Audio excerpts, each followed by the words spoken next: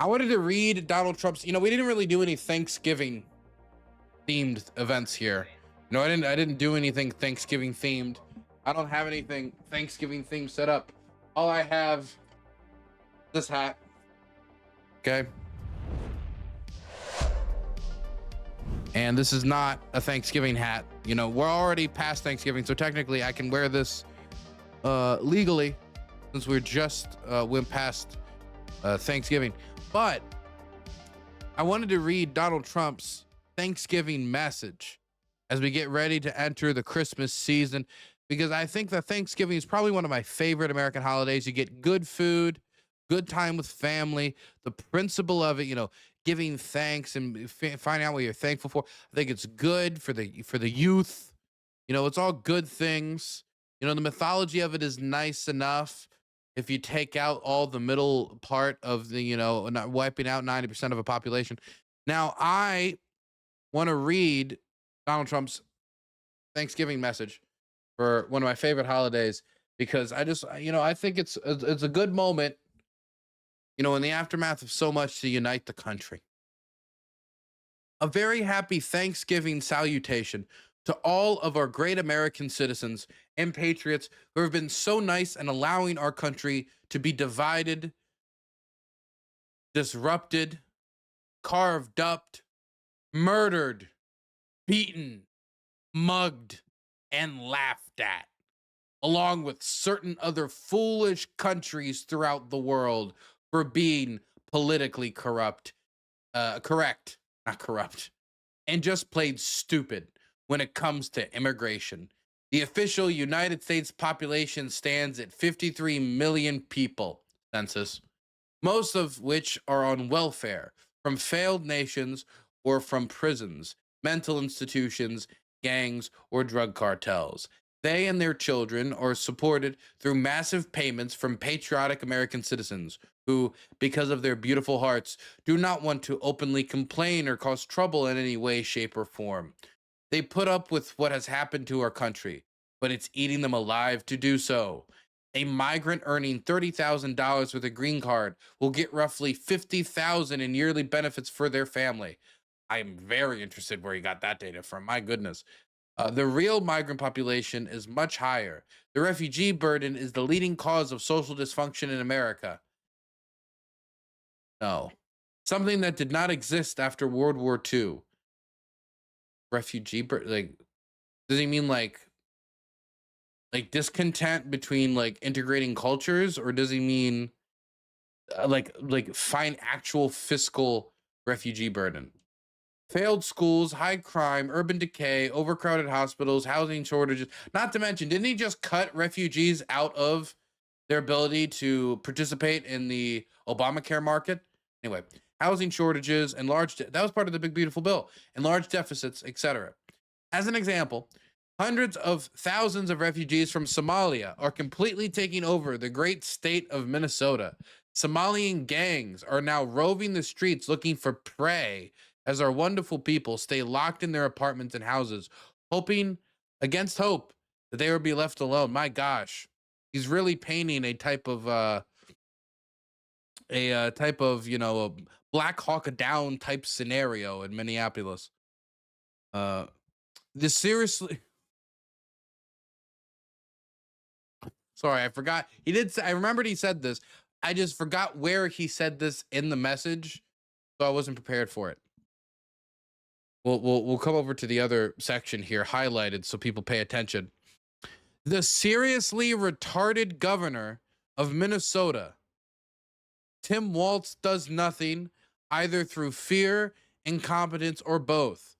While the worst congressman/woman in our country, Ilhan Omar, also wrapped in her swaddling hijab, and who probably came into the USA illegally, in that you are not allowed to marry your brother, does not but hatefully complain about our country, its constitution, and how badly she is treated, when her place of origin is a decadent, backward, and crime-ridden nation, which is essentially not even a country for a lack of government, military, police, schools, etc. Full quote.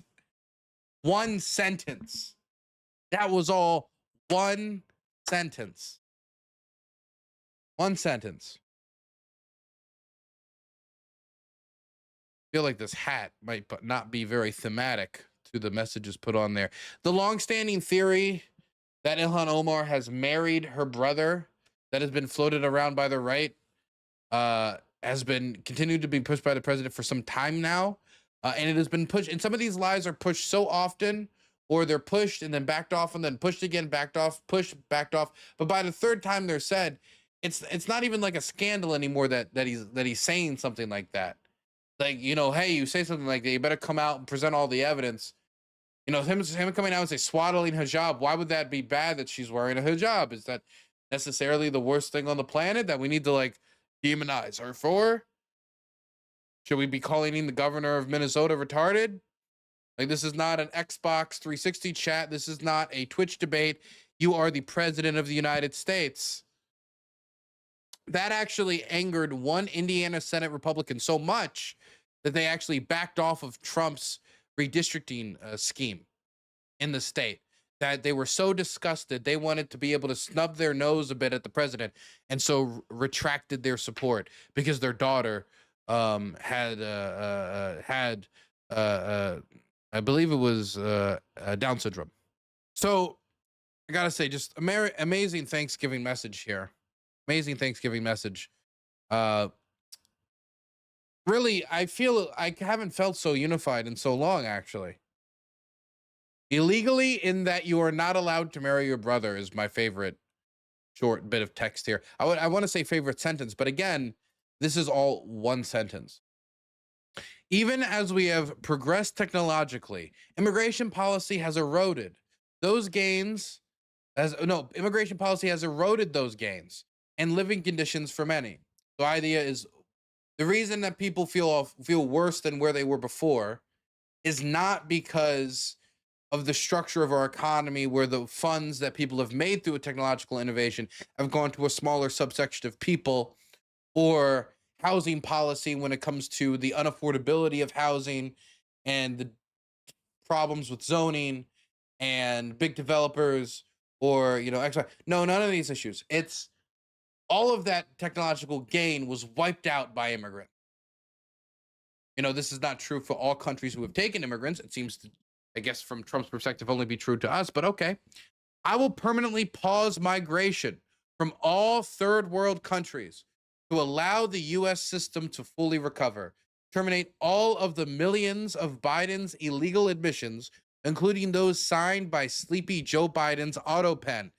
Trump's also saying that he wants to eliminate any and all executive orders that were signed by Joe Biden's auto pen, which is something you can sign on your computer, and remove anyone who is not a net asset to the United States.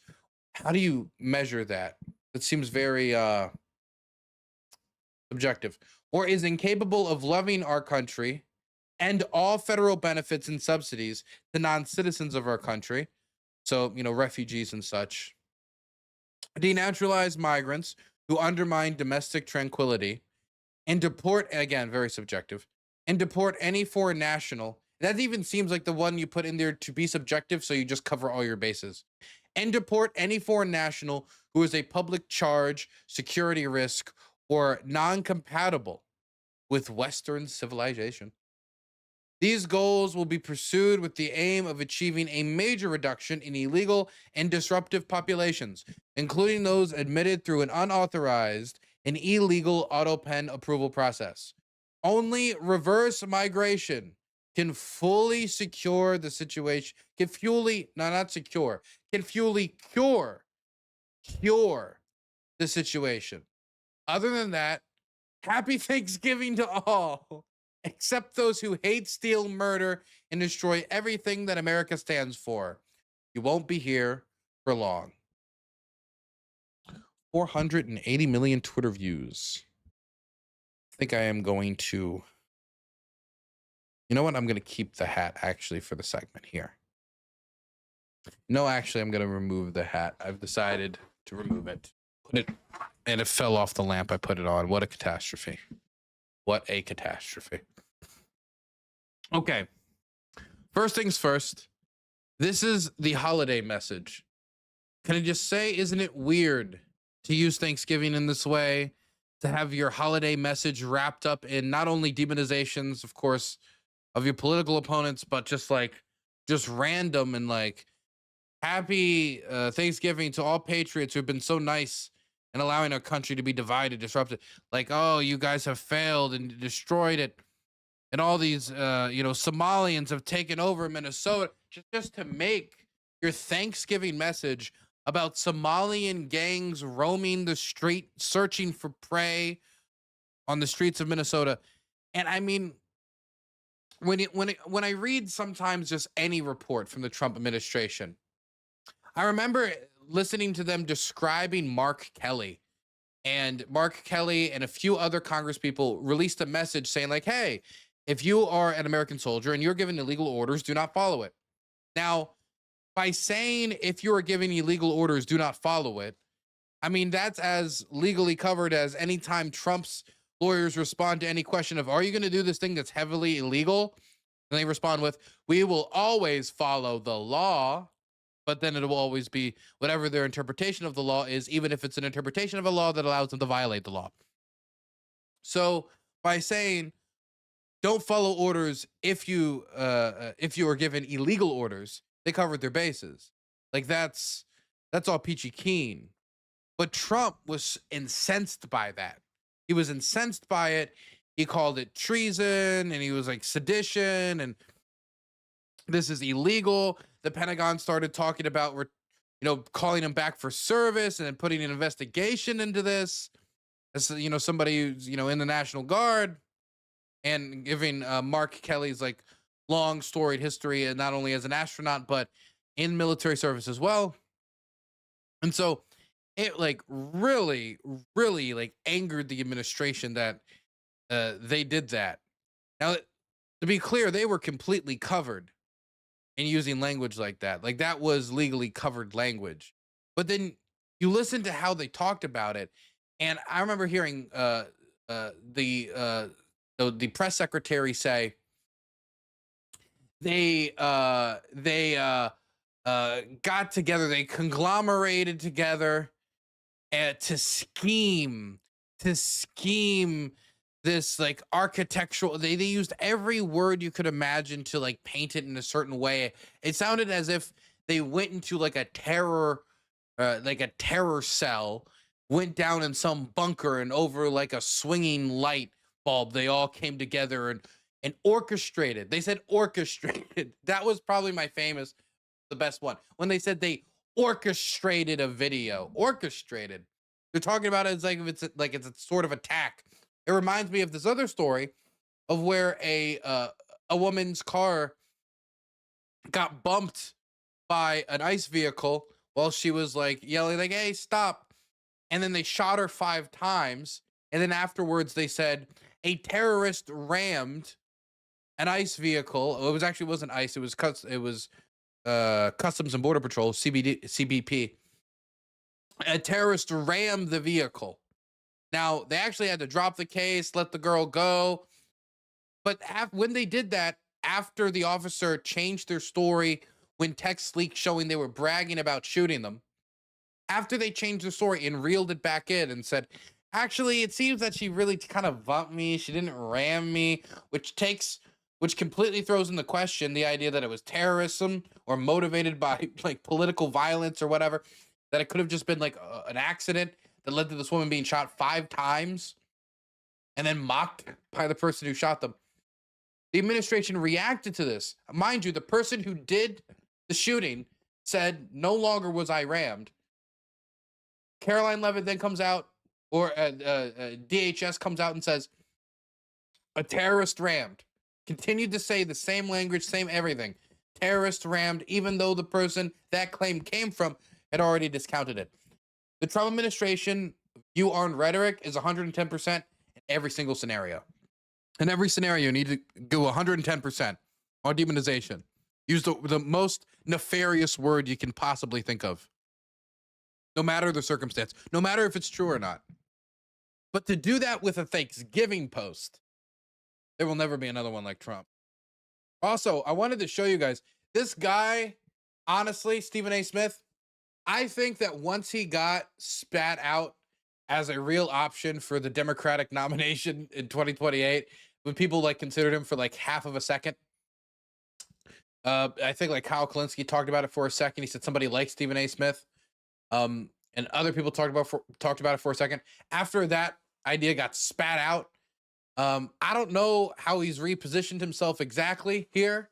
I know he likes to talk about himself as a centrist type figure, but he really went after Mark Kelly because of that video where he talks about if you get illegal orders, do not follow it, and he accuses him of sedition here.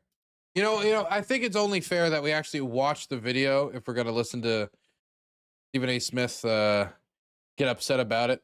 Okay, I found the video. Here it is. It wasn't just him, by the way, but Mark Kelly is getting the most attention due to his service. That's, I think, part of the reason why the press or the Pentagon is opening the investigation into him. I'm Senator Alyssa Slotkin. Senator Mark Kelly. Representative Chris DeLuzio. Congresswoman Maggie Goodlander. Representative Chrissy Houlihan. Congressman Jason Crow. I was a captain in the United States Navy. Former CIA officer. Former Navy. Former paratrooper and Army Ranger. Former intelligence officer. Former Air Force. We want to speak directly to members of the military And the intelligence community. who take risks each day. Keep Americans safe. We know you are under enormous stress and pressure right now. Americans trust their military. But that trust is at risk. This administration is pitting our uniformed military And intelligence community professionals. against American citizens. Like us, you all swore an oath. To protect and defend this Constitution. And right now, the threats to our Constitution aren't just coming from abroad, But from right here at home. Our laws are clear. You can refuse illegal orders. You can refuse illegal orders. you must refuse illegal orders. No one has to carry out orders that violate the law Or our Constitution. We know this is hard and that it's a difficult time to be a public servant. But whether you're serving in the CIA, The Army, Our Navy, The Air Force. your vigilance is critical. and know that we have your back. Because now, more than ever, The American people need you. We need you to stand up for our laws. our Constitution, and who we are as Americans. Don't give up.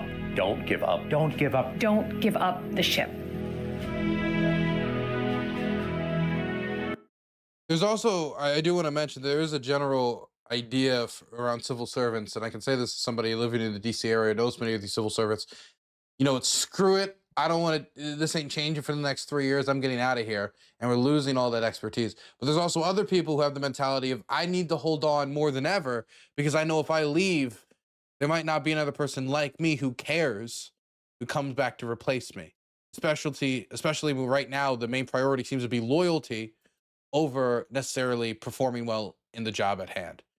Now let's listen to what Stephen A. Smith had to say about that video. Respectfully, Senator, what the hell are you doing? Looking into the camera and telling military men and women to ignore the commander-in-chief. How dare you? How dare you do that? That's right, I'm calling out. I never served in the military. That's true. I have family members who did. Some of my best friends have. Marines, Air Force, Navy, Army. I haven't heard one of them, not one of them, say that was okay. How dare you do that? Is it treason? No. Is it punishable by death? It shouldn't be. So the answer is no. But Now, the reason he said that, even though that's not the thing he's yelling about, his anger seems to be directed towards Mark Kelly, is because Trump's initial reaction to this video was to say that this is treason, and we know what that's punishable by. To say both, not only that this is treason, which is a really big accusation, huge slander against a person's character, the type of thing, if proven to be true, that should disqualify them from public service altogether and end with prison time. But when he follows it by saying, and we know what that's punishable by, I actually had the same thing thrown at me when I was at the steps of the Capitol talking to Hewers and other folk during January 6th. The reason that's brought up is because the punishment for treason is death in the United States. And that's not the thing that he's directing his rage at, is that Donald Trump suggested that not only are these people treasonous, but that the punishment for that should be death. And, you know, considering the amount of political violence that is going on in the country right now, even if he doesn't go through with jailing and executing these people, You know, it certainly doesn't help the political temperature. That's not what he's focusing his anger on. He's focusing his anger on Mark Kelly saying, don't follow illegal orders. He didn't say necessarily, don't follow the orders of the President of the United States. He said, don't follow illegal orders. If the President of the United States doesn't give illegal orders, then he didn't necessarily say, don't follow the orders of the President of the United States. In fact, he only said, don't follow the orders of the President of the United States in the interpretation where we're assuming the President of the United States is giving illegal orders. And when we're talking about a presidency that lives so much in the vagueness and the opaqueness of legal terms and trying to avoid court decisions, you know, the size of the rage here and the way that he's speaking seems more attuned to his TV performance art than like genuine outrage. You know better, Senator Kelly. You know better. How dare you do that? What are you supposed to do? You're a ranking senator. You can go to the Senate. You can go to the House.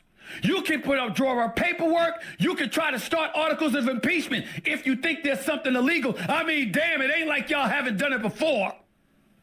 You impeached the man twice. Where'd that get you? Just because you impeached him and it did not lead to him being removed from office, number one, does not mean he wasn't impeached. He still was impeached. But that also doesn't mean that nothing illegal isn't going on. I mean, we could point towards any of the crypto corruption that's happening right now. We can point towards the legality, questions of legality around the Qatari jet, around the questions of legality when it comes to the strikes in Venezuela that have already killed 83 people off the coastline of Venezuela. And now we're hearing signals from the Trump administration that it's going to move over to ground targets. We should talk about the corruption around not only himself, but his family and his businesses when it comes to Jared Kushner and others who carry his blood or have married into him.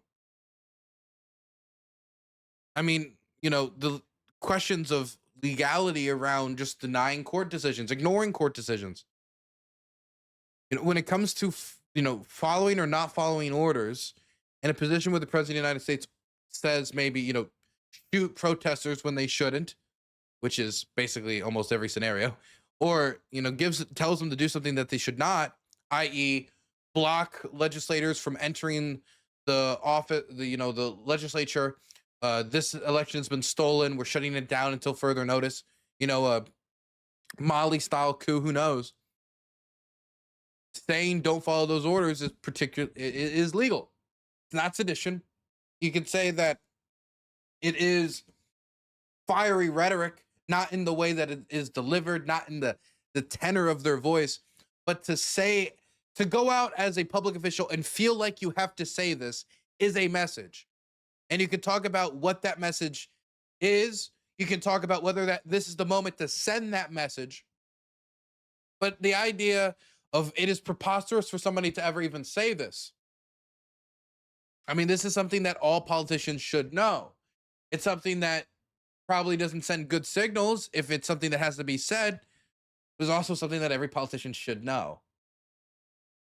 Got his butt. Every politician, every soldier, not to follow illegal orders. I'm back in the White House. Had you left him alone since 2020, maybe he wouldn't be back terrorizing the Democratic Party the way that he is. But you did it. You did it. And here you are again. If we didn't try to impeach Trump after January 6th, or we didn't try to like do something after January 6th, or we didn't do anything after January 6th, I don't think that would have affected whether or not he rebounded and succeeded again. Can someone point me to the Republican primary opponent that came close to say that a slight shift in how the fallout of January 6th went would have changed anything, unless that shift was Mitch McConnell going forward with impeachment to stop him from ever being able to run for public office again due to threat to the constitutional republic. But outside of that shift happening, I don't think it changes much. With this nonsense, how dare you do that? I'm not a military person, and I know better than that. You don't tell military men and women to ignore an order from the commander-in-chief. You don't do that. Is it going to amount to what Trump tried to embellish and indicate? No. But that don't make you right. How dare you do that? He's the commander-in-chief for the United States military, period. You have no business doing that. None. And by the way, the biggest reason is because what was illegal? You didn't tell us what it was. What laws?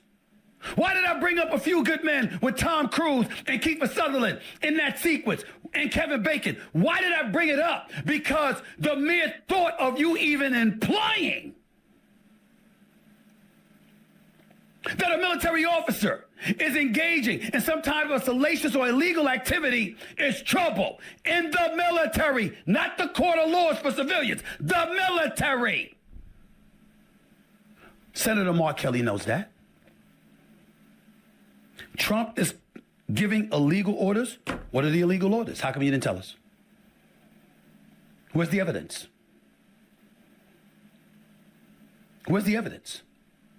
Why do you think the investigation is going on? Why do you think Trump is all over Pete Hegseth, over the Department of War and the FBI with Kash Patel, and folks are looking into and probing what's going on and how can they get to Mark Kelly because they know he did something wrong. You crossed the damn line. You are an elected official in the nation's capital. We have a constitution. You got a problem, you go through the necessary process. Whether it's Hakeem Jeffries in the House, whether it's Schumer in the Senate, or anybody else, that is the point that's the process you're supposed to go to. You don't go in front of the cameras and give military officer or military personnel a directive to ignore their commander-in-chief, and you've given no evidence what his illegal orders were. And if you try to sit up there and say, oh, it was just alluding to a future reference to future situations, oh, so he's going to give you an illegal order in the future. I'll let him finish. There's like 10 seconds left. Ladies and gentlemen, that flies over the airwaves of Sirius XM or one of these news networks or something like that. It does not apply in our military. You can't do that.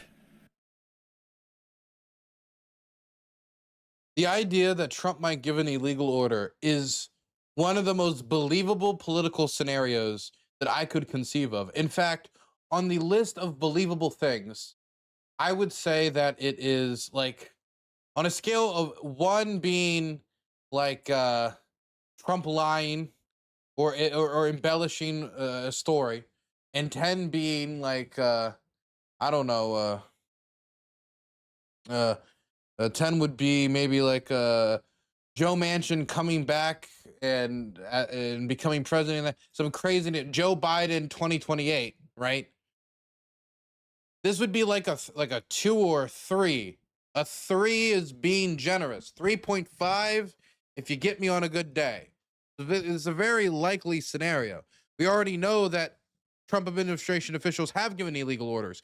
If you know that the court has ordered you not to deport people, and then you deport them to a foreign prison anyway, including deporting women to a men's prison, people accusing people of being part of MS-13 due to a sliding scale, none of which are sure factors, leading to people being deported to foreign prisons with no affiliation to MS-13 whatsoever, no affiliation to these gangs they're being talked about, therefore leading to innocent men having to have their hair shaved, led like cattle, chained together in a line for months,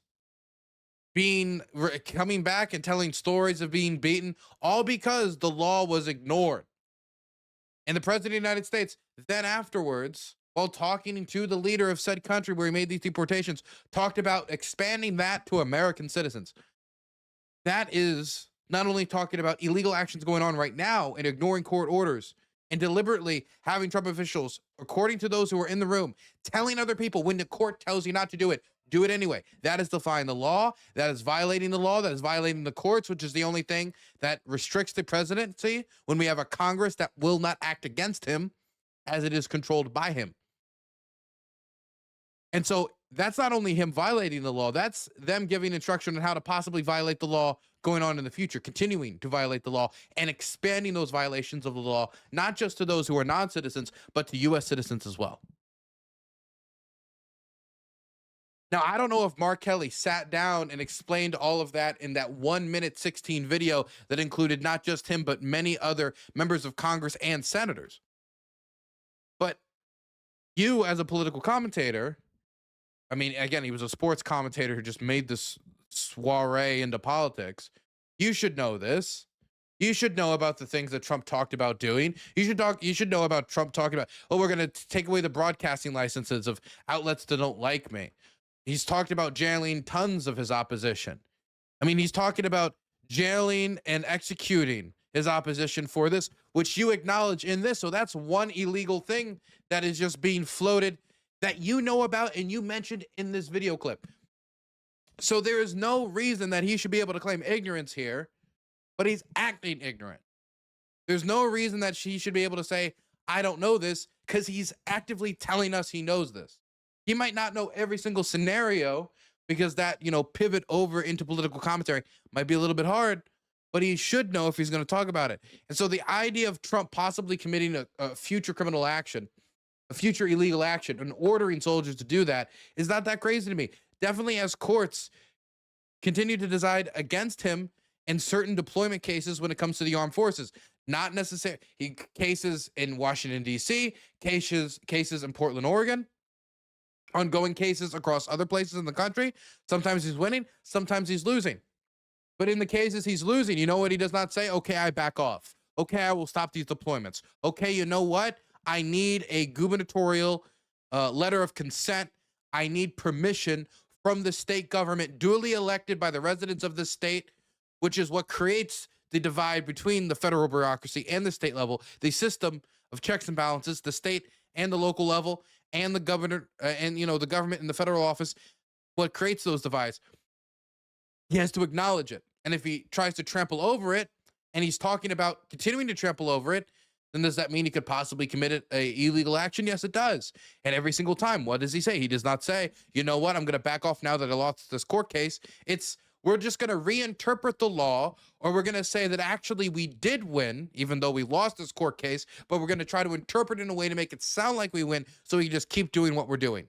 I.e., hey, we're going to deport this guy anyway, but we're going to say it's totally illegal that we deported him, even though you clearly decided against us deporting him.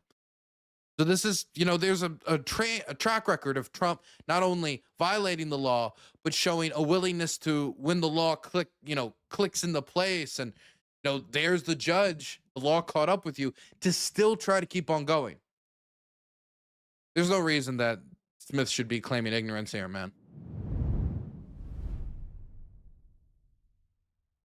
And this is not a Thanksgiving hat